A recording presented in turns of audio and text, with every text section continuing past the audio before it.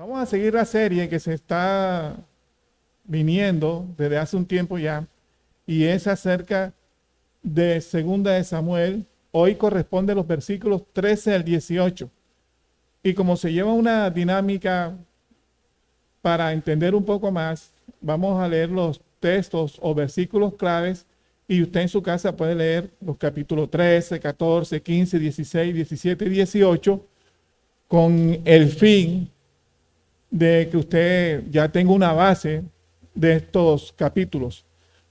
Entonces, saben que seguimos con esta serie, Segunda de Samuel,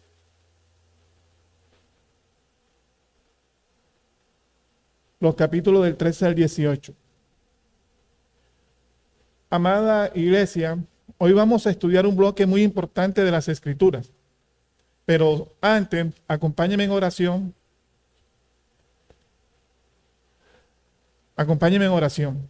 Señor, le damos gracias por este momento especial, el cual tu iglesia va a escuchar palabra, y este expositor lo ayudes también, Señor, para que todos nos gocemos, entendamos tu palabra y nos vayamos regocijados, Señor, de este lugar. Te damos gracias en el nombre de su Hijo amado Cristo Jesús. Amén y amén. En este bloque, como dije ahorita, es muy importante de las Escrituras que se encuentra en el segundo libro de Samuel, capítulo 13 al 18. Este pasaje nos muestra una de las etapas más difíciles de la vida del rey David, no por guerras externas, sino particularmente por conflicto dentro de su familia. Ahora, vamos a ver por qué se presentan esos conflictos. Esto es importante, entendiendo desde el inicio, ya David había sido perdonado por Dios por su pecado con Betsabé. Muchos se acordarán de esta situación, que también en series anteriores se expuso de una manera bien clara. Entonces Dios perdona el pecado de David con Betsabé, pero Dios también había anunciado que habría consecuencias dentro de su casa. Lo que vamos a ver en estos capítulos es precisamente cómo esta palabra comienza a cumplirse por las consecuencias del pecado. Ahora, antes de entrar en detalles, pensemos juntos en algo, hermanos. Y es que muchas veces nosotros tendemos a ver el pecado como algo individual, privado, que solo afecta a la persona que lo comete. Pero este texto nos va a mostrar todo lo contrario. Aquí veremos cómo un solo pecado, no tratado correctamente, puede extenderse y afectar a toda una familia e incluso a toda una nación. Estos capítulos encontramos situaciones muy fuertes, como el abuso, la venganza, la manipulación, la rebelión y la traición. Pero no están allí simplemente como historia, sino como enseñanza para nosotros como iglesia.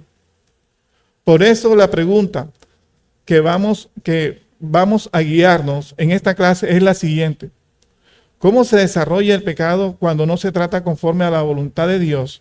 ¿Y qué consecuencia produce en la vida personal y familiar y comunitaria? El propósito de esta escuela dominical no es solo entender lo que pasa en la casa de David, sino examinarnos a nosotros mismos. Queremos aprender a identificar patrones de pecado, reconocer nuestras responsabilidades y ver cómo Dios obra aún en medio del desorden. Este es un detalle muy importante. Y ver cómo Dios obra aún en medio del desorden humano. Eso lo debemos tener presente.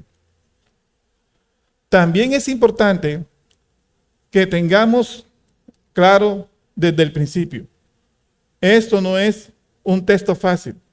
Nos confronta, nos muestra la realidad del corazón humano, sin adornos. Pero precisamente por eso es útil, porque nos lleva a depender más de la gracia de Dios. Para trabajar este pasaje de manera ordenada, vamos a dividir el estudio en 3 grandes momentos que iremos desarrollando a medida que avancemos. Quiero animarles a participar, a hacer preguntas y a reflexionar. No se trata solo de escuchar, sino de entender y aplicar. Primera parte del desarrollo. El pecado que nace en el corazón y destruye desde adentro. Repito, el pecado que nace en el corazón y destruye desde adentro. Al comenzar nuestro estudio en el segundo libro de Samuel, capítulo 13, nos encontramos con una realidad que debemos entender con seriedad, mis hermanos. El pecado no irrumpe de manera repentina, sino que se gesta en el corazón y cuando no es tratado, termina produciendo destrucción en todos los niveles. Yo le voy a leer el texto bíblico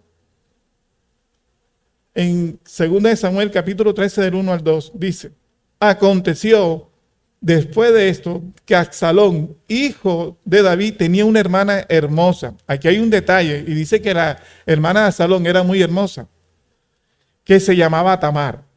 Y se enamoró de ella Amón, hijo de David. Y estaba Amón angustiado hasta enfermarse por Tamar, su hermana. Eran hermanos. Es aquí donde vienen las situaciones que a veces cuando no le ponemos freno a las emociones, viene el pecado. Aquí vemos algo que debemos discernir correctamente. Y es que el texto llama amor. No es amor bíblico, sino un deseo desordenado, una pasión pecaminosa que no ha sido sometida a la voluntad de Dios. Nosotros como creyentes debemos aprender que no todo sentimiento es legítimo, ni todo deseo debe ser obedecido. El corazón humano, como enseña la Escritura, en otros lugares es engañoso. Y si no es gobernado por la palabra, nos arrastra. Amón no lucha contra su deseo, sino que lo alimenta. Y además se rodea de consejos incorrectos. Pues el texto dice, y Amón tenía un amigo. Y Jonadab era hombre muy astuto. Usted puede leer ese pasaje bíblico y usted va a entender cómo planificaron todo para que pudiera llegar Tamar delante de Amón y él delante de Amnón y operar el deseo que ya él tenía de hace rato. Y esta astucia se convierte en un instrumento de pecado, porque en lugar de exhortar, facilita el engaño. Mis hermanos, aquí vemos un principio claro. El pecado crece cuando encuentra compañía que lo justifica.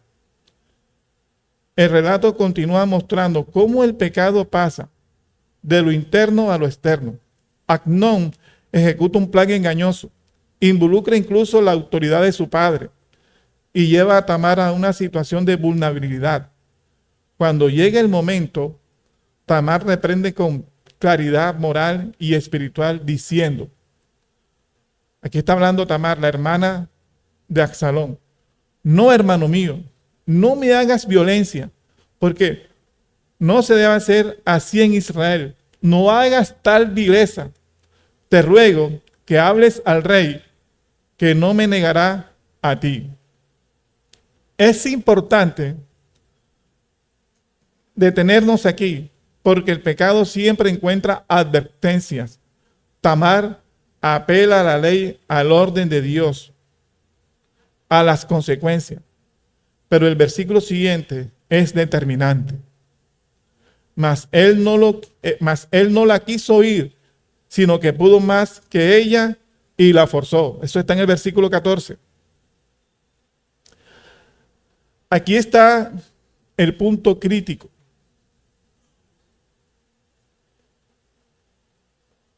Mis hermanos, no es ignorancia, es rebelión. El hombre peca no porque no sepa, sino porque no quiere oír. Y esto nos confronta directamente a todos nosotros como creyentes. Porque muchas veces conocemos la verdad, pero decidimos ignorarlas en función de nuestros deseos. Puede más el deseo que la verdad.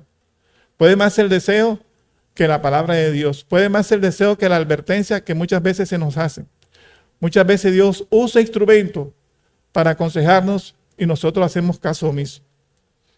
Luego, el texto nos muestra el verdadero rostro del pecado. Dice, luego aborreció Amnón con gran aborrecimiento que el odio fue mayor que el amor. Entonces aquí se refleja que era un amor carnal, era un amor pecaminoso, no era un amor dirigido por Dios. Lo encontramos en el versículo 15. Esto desenmascara completamente la naturaleza del pecado, el cual promete satisfacción, pero produce vacío, rechazo y destrucción. Lo que parecía afecto se convierte en desprecio. Tamar queda deshonrada, herida, humillada. Y aquí debemos entender algo profundamente. El pecado nunca es individual. En sus consecuencias siempre afecta a otros, mis hermanos.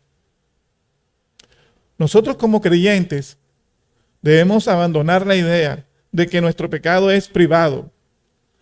No lo es siempre. Deja unas huellas a otros, deja un dolor a otros, deja una tragedia a otros. Siempre tenemos que tener presente eso. El pecado que se comete no solamente será afectado solamente al individuo que lo comete, sino también a los que lo rodean.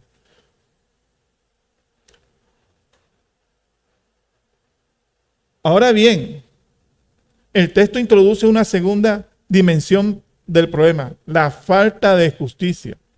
Dice el versículo 21, y luego que el rey David oyó todo esto, se enojó mucho. David reacciona emocionalmente, pero no actúa conforme a la justicia de Dios. No disciplina, no corrige, no restaura. Y esta omisión es gravísima. Entonces, nosotros como creyentes lo debemos tener presente. Cuando nosotros apoyamos el pecado, cuando lo justificamos, también van a venir consecuencias también para nosotros. David como rey, como padre, tenía la responsabilidad de administrar justicia, pero no lo hace. Aquí hay un principio que debemos aprender. La pasividad frente al pecado es una forma de complicidad, y esto es especialmente relevante en el liderazgo, en el hogar, en la iglesia. Cuando el pecado no se trata correctamente, no se detiene, se multiplica, avanza. Finalmente, el texto muestra las consecuencias internas en Absalón. Mas Absalón no habló con Amnón, ni malo ni bueno, aunque lo aborrecía. Versículo 22. El silencio, ojo, el silencio no es paz, es resentimiento contenido. Durante 2 años, Absalón guardó odio en su corazón, hasta que lo convierte en venganza. Esto nos enseña, hermanos, que el pecado no tratado en el corazón, sea deseo como en Amnón o resentimiento como en Absalón, termina producciones dañinas, destructivas, y las consecuencias se ven al final. Ahora, mis hermanos, debemos preguntarnos, ¿hay aquí un mensaje cristocéntrico? Sí lo hay. Es necesario verlo correctamente. Este texto nos muestra el fracaso del corazón humano, incluso dentro del pueblo de Dios. Ni el hijo del rey es justo, ni el rey actúa perfectamente. Todo apunta a la necesidad de un rey mayor que David, uno que sí gobierne con justicia perfecta y pureza absoluta. Ese rey es Jesucristo. Donde David falló en administrar justicia, es el rey que ama la justicia. y aborrece la maldad. Donde Amnón fue dominado por el pecado, Cristo vivió perfectamente en obediencia. Donde Absalón guardó odio, Cristo enseñó el perdón y lo practicó en la cruz. ¡Qué maravilloso! Por eso, este pasaje no solo nos confronta, sino que nos dirige a Cristo como la única esperanza para un corazón verdaderamente transformado. En síntesis, mis hermanos, este primer punto nos deja una enseñanza clara y directa.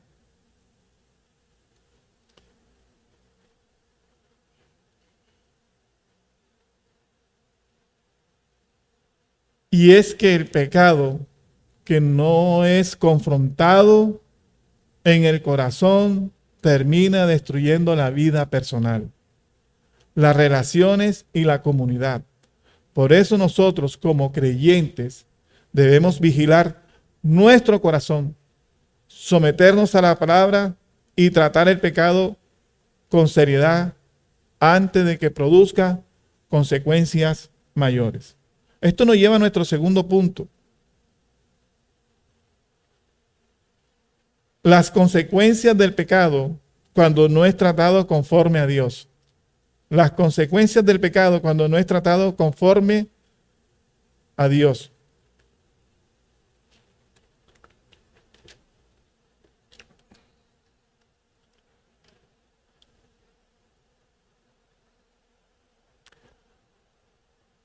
Mis hermanos, lo que comenzó como un pecado oculto en el corazón de Amnón, luego como una injusticia no corregida por David, ahora se convierte en un proceso de deterioro progresivo que afecta a toda la estructura familiar y finalmente la nación.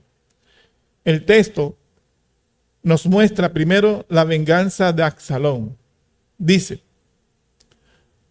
ese está en el capítulo 13 del 23 al 28. Aconteció, pasado 2 años, que Absalón tenía esquiladores e invitó a Absalón a todos los hijos del rey. Y Absalón había dado orden a sus criados diciendo, cuando el corazón de Amnón esté alegre por el vino, matadles. Mire ya por dónde va la cosa. Pero más de 2 años, ahí quietecito, esperando el momento.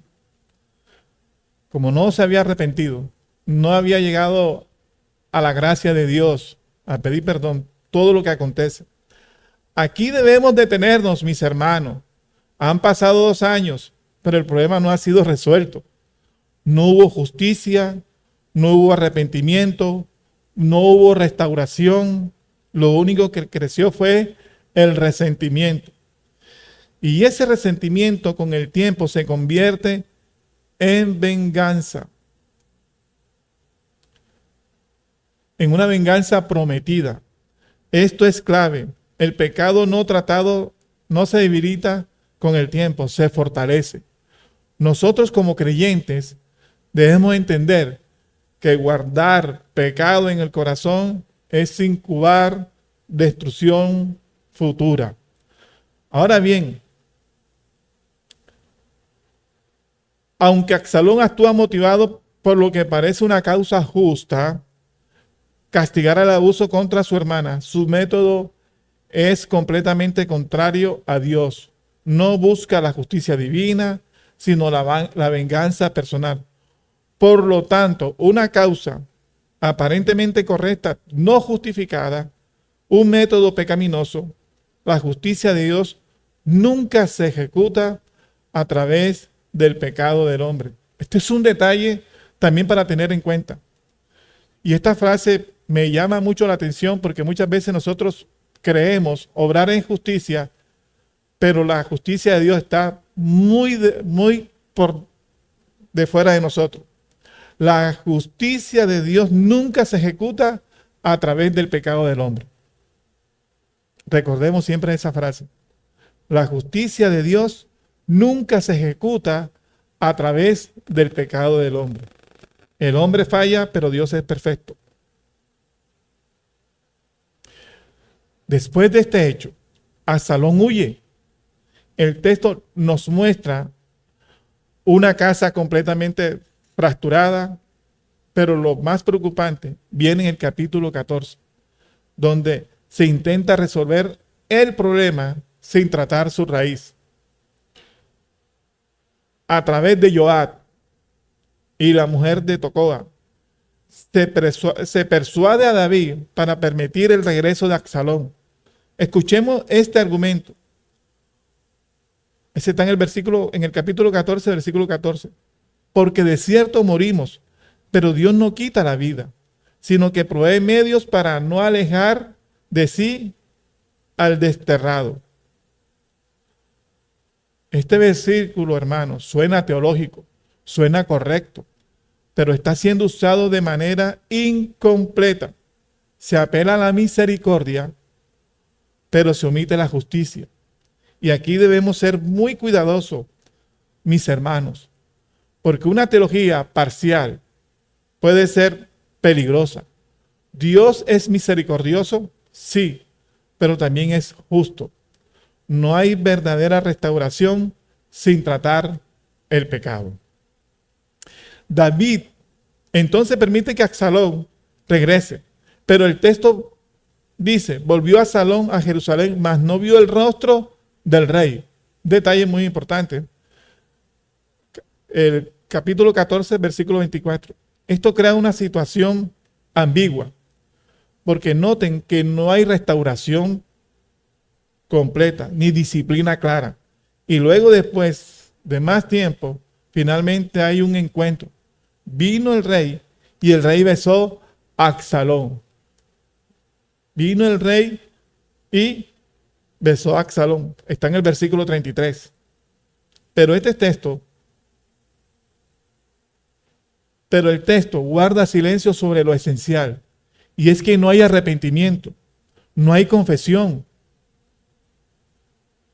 No hay confesión, no hay transformación. Mis hermanos, esto es una reconciliación totalmente superficial. Una reconciliación totalmente pintada en una pared que necesitaba verdaderamente restauración.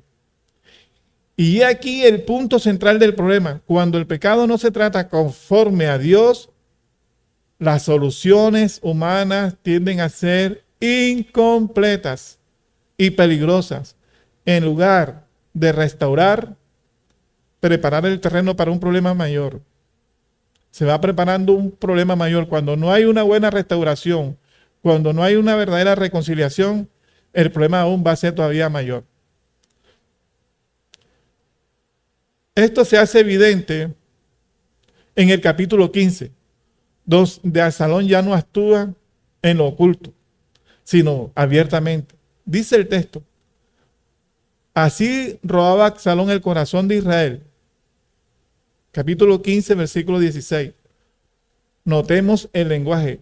No conquista, no persuade con verdad, sino que roba el corazón, se gana el pueblo mediante apariencia, cercanía y manipulación. Y luego declara abiertamente, Absalón reina en Hebrón, el versículo 10. Lo que comenzó como un resentimiento personal, ahora se convierte en una rebelión nacional. Mis hermanos, esto es extremadamente importante, porque insistimos que el pecado no tratado escala, pasa de lo personal a lo familiar y de lo familiar a lo colectivo. Lo que no se resuelve en el corazón termina afectando comunidades enteras. También debemos notar algo muy implícito, y es la debilidad de David en ejercer justicia. Abrió una puerta real para esta revelación. Absalón construye un discurso precisamente sobre la percepción de la falta de justicia en el reino. Esto nos enseña que el pecado es liderazgo. En el liderazgo no solo afecta al líder, sino destabiliza todo lo que está bajo su responsabilidad. Este pasaje de las Escrituras nos deja ver la incapacidad del hombre para resolver el problema del pecado por sí mismo. Ni la venganza de Absalón, ni la pasividad de David, ni las soluciones estratégicas de Joab logran restaurar verdaderamente toda falla. Y esto nos dirige a la necesidad de un mediador perfecto, uno que no solo trate las consecuencias, sino la raíz del pecado, porque el problema es tratar la raíz del pecado. Ese es Jesucristo, quien nos ofrece una reconciliación, quien no ofrece una reconciliación superficial, sino una reconciliación real, basada en justicia, satisfecha en la cruz y gracia otorgada al pecador arrepentido. Por eso debemos estar agradecidos con Dios, hermano, que tenemos un mediador que nos perdona el pecado y debemos siempre que seamos tentados por el pecado, ir a la cruz y darle gracias para que nos ayude y nos fortalezca. Por ende, mis hermanos, en este segundo punto nos enseña que el pecado no tratado no solo permanece, sino que crece, se transforma y se expande. Y cuando intentamos resolverlo sin seguir el diseño de Dios, sin verdad, sin justicia, sin arrepentimiento, lo único que hacemos es posponer y agravar sus consecuencias. Por eso nosotros, como creyentes, debemos aprender a tratar el pecado con seriedad, prontitud y conforme a la palabra, antes de que produzca efectos mayores que ya no podamos controlar. Esto nos lleva a nuestro tercer y último punto: la disciplina de Dios y la restauración en medio del juicio. La disciplina de Dios y la restauración en medio del juicio.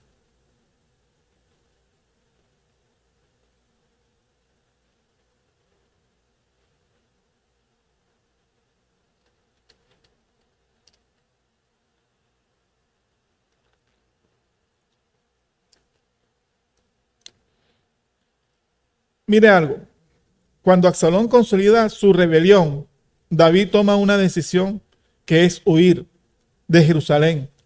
Humanamente, esto puede parecer debilidad, pero teológicamente debemos leerlo con más profundidad. David no se aferra al trono, David no manipula la situación, ni usa fuerza de manera inmediata. Hay en él una conciencia de lo que está viviendo, tiene un componente espiritual.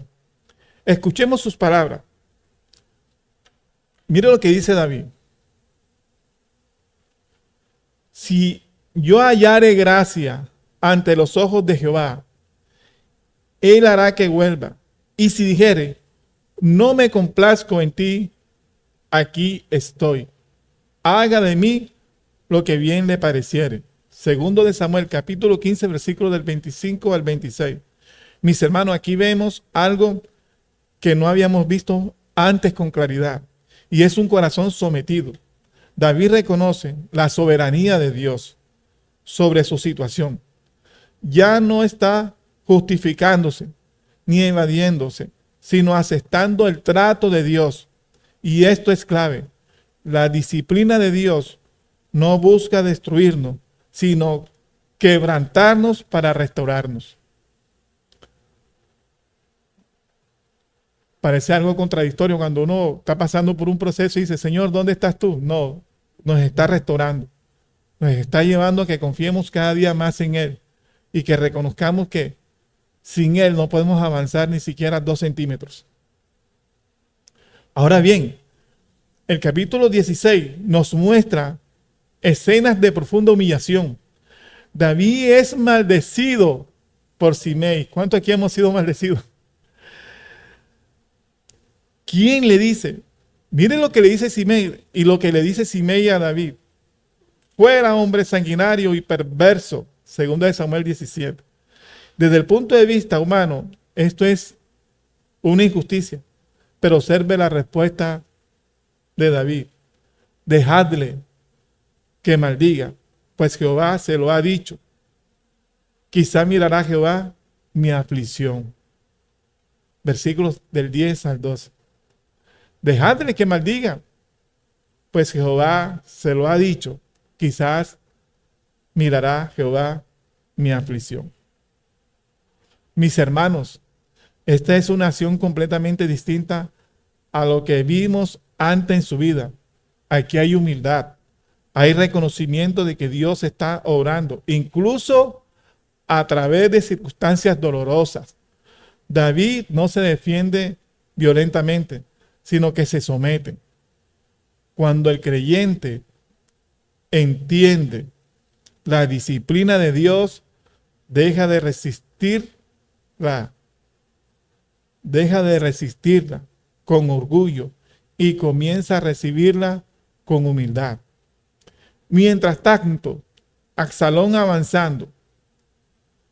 sigue avanzando, pero todo lo que hace revela su carácter, toma decisiones impulsivas, se deja guiar por consejos humanos y actúa con arrogancia. En el capítulo 17 vemos cómo el consejo de Ahitofel, que era estratégicamente superior, es frustrado y prevalece el de Husai. Vemos claramente la providencia de Dios. No es casualidad. Dios está interviniendo directamente para preservar a David, aunque lo está disciplinando. No lo ha abandonado. Esto es vital entenderlo. Mis hermanos, iglesia amada, la disciplina de Dios nunca anula su fidelidad.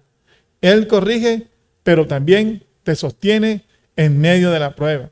En medio de la disciplina, Él está ahí contigo. Él está ahí con nosotros. Y esto es de vital importancia entenderlo. Finalmente llegamos al capítulo 18, donde se ejecuta el juicio sobre Absalón. En medio de la batalla, Absalón queda colgado de un árbol y ya es muerto. Este detalle no es menor. Tiene una carga simbólica fuerte. Es una imagen de juicio. Pero lo más importante no es la muerte de Absalón, sino la reacción de David. Escuchemos sus palabras. Capítulo 18, versículo 33. Hijo mío, Absalón, ¿quién me diera que muriere yo en lugar de ti, Absalón, hijo mío, hijo mío? Mis hermanos, aquí vemos el corazón de un padre quebrantado. David no celebra la victoria militar, sino que llora la pérdida de su hijo. Esto muestra la profundidad del dolor del pecado. El pecado ha causado, pero también debemos notar algo. David ama a su hijo, pero no pudo salvarlo. Lo desea incluso, expresa querer morir en su lugar, pero no puede hacerlo. Y aquí en donde el mensaje se vuelve profundamente cristocéntrico. David, el rey, expresa el deseo de morir por su hijo, ese hijo rebelde, pero no puede cumplirlo. Sin embargo, muchos siglos después, vendrá el verdadero hijo de David, Jesucristo, quien no solo desearía, sino que efectivamente morirá en lugar de pecadores rebeldes, donde David no pudo sustituir, Cristo sí lo hizo. Donde David lloró por un hijo perdido, Cristo dio su vida para salvar a los perdidos. Esto es de gran importancia, hermano. Esto es para regocijarnos hoy, hermano. Que hay uno que ha perdonado nuestras rebeliones, ha perdonado nuestros pecados, inclusive ha perdonado todas nuestras injusticias y todo rencor que se ha guardado en el corazón. Esto cambia completamente la perspectiva del texto. No solo vemos juicios, sino vemos la necesidad de la redención. No solo vemos disciplina, vemos la necesidad de un Salvador perfecto. Así que, mis hermanos, hoy hemos aprendido que Dios disciplina a los suyos, que el pecado trae consecuencias reales, pero también que Dios sigue siendo fiel. Esa debe ser nuestra confianza. Dios sigue siendo fiel.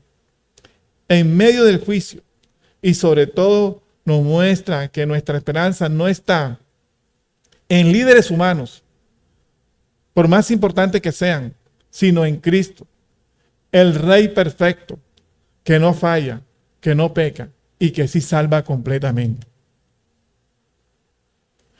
Así nosotros como creyentes somos llamados no solo a temer las consecuencias del pecado, sino a refugiarnos en Cristo, quien es nuestra única esperanza de restauración verdadera. ¿Qué podemos concluir, hermano, con esta enseñanza dominical? Nosotros como creyentes somos llamados a no ignorar el pecado, ni justificarlo, ni posponer su tratamiento, sino llevarlo a la luz, arrepentirnos sinceramente y someternos a la voluntad de Dios.